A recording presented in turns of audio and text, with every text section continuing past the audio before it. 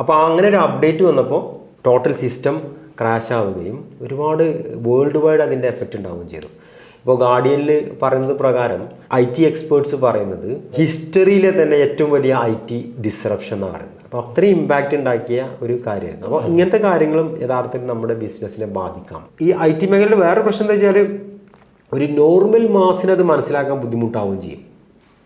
Normal ഒരു ബിസിനസ്മാനെ സംബന്ധിച്ചിടത്തോളം normally എല്ലാവർക്കും അസുഖങ്ങളെക്കുറിച്ച് അറിയാം.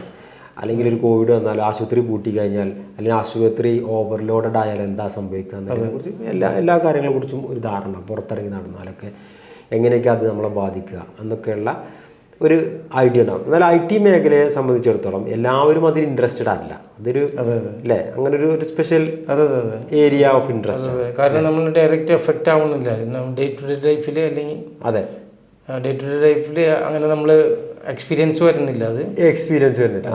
യഥാർത്ഥത്തിൽ അതിൻ്റെ എല്ലാ വശങ്ങളും നമ്മൾ ഉപയോഗിക്കുന്നുണ്ട്.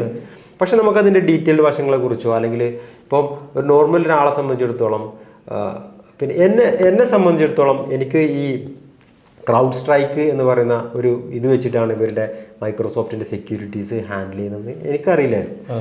അപ്പോൾ പറഞ്ഞു വന്നത് വെച്ചാൽ ഇങ്ങനെയുള്ള ഡിസ്റപ്ഷൻസും കൂടിയിട്ട് ബിസിനസ്സുകളെ അഫക്റ്റ് ചെയ്യാം. ഇന്നലെ സംഭവിച്ചതെന്ന് വെച്ചാൽ ആളുകൾക്ക് പേയ്മെൻറ്റ് ചെയ്യാൻ പറ്റാതായി, ഫ്ലൈറ്റ്സിന് കറക്റ്റ്ലി വന്നിട്ട് ലാൻഡ് ചെയ്യാൻ പറ്റാതായി. കാരണം അവരുടെ കമ്മ്യൂണിക്കേഷൻ സിസ്റ്റംസും ഷെഡ്യൂളും എല്ലാം തകരാറിലായി. പണ്ടൊക്കെ നമ്മൾ എല്ലാവരും ക്യാഷ് കൊണ്ടെടുക്കും. പക്ഷേ ഇപ്പോൾ നമ്മൾ ക്യാഷ് അല്ല കൊണ്ടുവരുന്നത്, നമ്മുടെ അടുത്ത് കുറച്ച് നമ്പേഴ്സ് മാത്രമേ ഉള്ളൂ.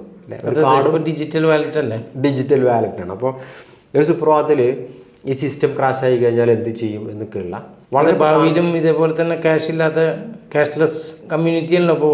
അതെ, അവിടെ ഇത്തരം പ്രശ്നങ്ങൾ വന്നു കഴിഞ്ഞാൽ ഒരു സുപ്രഭാതത്തിൽ ആർക്കൊന്നും മേടിക്കാൻ കഴിഞ്ഞില്ലെങ്കിൽ ഭക്ഷണം മേടിക്കാൻ വരാൻ, അതെ, ഭക്ഷണം വാങ്ങാൻ കഴിഞ്ഞില്ലെങ്കിൽ എന്ത് ചെയ്യും അല്ലേ?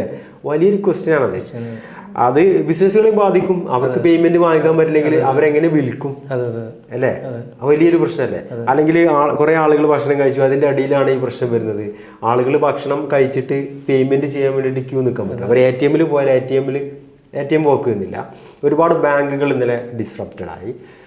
അങ്ങനെയുള്ള വിശാലമായ പ്രശ്നങ്ങളും അതിലെ പറഞ്ഞു വരുന്നത് എന്താണെന്ന് വെച്ച് കഴിഞ്ഞാൽ ഭാവിയിൽ ഫുള്ള് നമ്മൾ 100% ടെക്നോളജിനെ ഡിപ്പെൻഡ് ചെയ്ത് കഴിഞ്ഞാലും നമ്മൾ പണി കിട്ടും. അത് ടെക്നോളജിനെ ഡിപ്പെൻഡ് ചെയ്യുന്നത് എന്ന് പറയുമ്പം ഒരൊറ്റ ടെക്നോളജിയെ, ഇപ്പം നമ്മൾ ഇവരെല്ലാവരും ഒരു ടെക്നോളജി അല്ലെങ്കിൽ ഒരു കമ്പനിയെ മാത്രം